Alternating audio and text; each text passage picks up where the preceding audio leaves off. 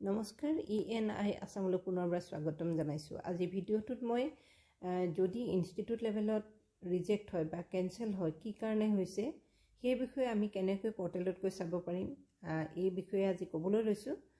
চাওক এতিয়া আপোনালোকে মই লগইন কৰিলো, লগইন ডিটেইলছটো দেখুৱা নাই যেহেতু আগতে দেখুৱা হৈছে কেনেকৈ কৰিব লাগে, আৰু লগইন কৰাৰ পাছত এতিয়া মই এই যে দেখিছে প্ৰসিড তাতে ক্লিক কৰিম, কাৰণ এইখন এখন ফ্ৰেছ এপ্লিকেশ্যন হয় আৰু proceed কৰাৰ পাছত ইয়া আহিলে current status application under process for verification with state nodal officer. এটিও আন্ডাৰ প্ৰসেসতে আছে ষ্টেট লেভেলত, ইয়াত হোৱা নাই।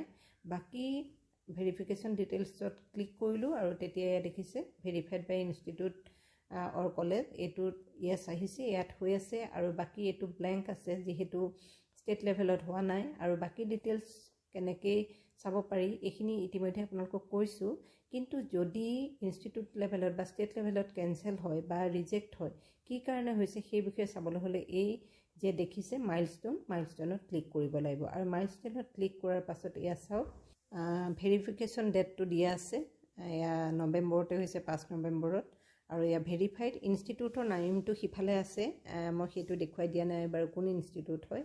আৰু বাকি একশনত দিয়া আছে, ইয়া আন্ডাৰ প্ৰসেসত আছে ষ্টেট লেভেলত।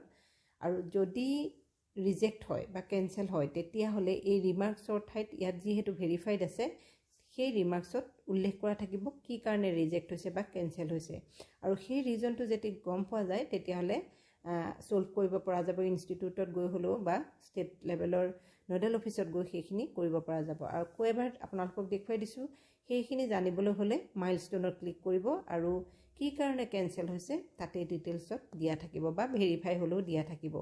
আৰু বাকিখিনি আপোনালোকক ইতিমধ্যে আগৰ ভিডিঅ'টো কৈছো, গতিকে এইটো ভিডিঅ'ত ইমান ডিটেইলছ আৰু কৈ নাথাকো। মই ভাবিলো বহুত ষ্টুডেণ্টে মোক কৈ আছে যে মেম গম পোৱা নাই কেনসেল হৈছে কি কাৰণে, গতিকে সেইটো কি কাৰণে হৈছে মাইলস্টোনত গৈ চাব পাৰিব। ধন্যবাদ।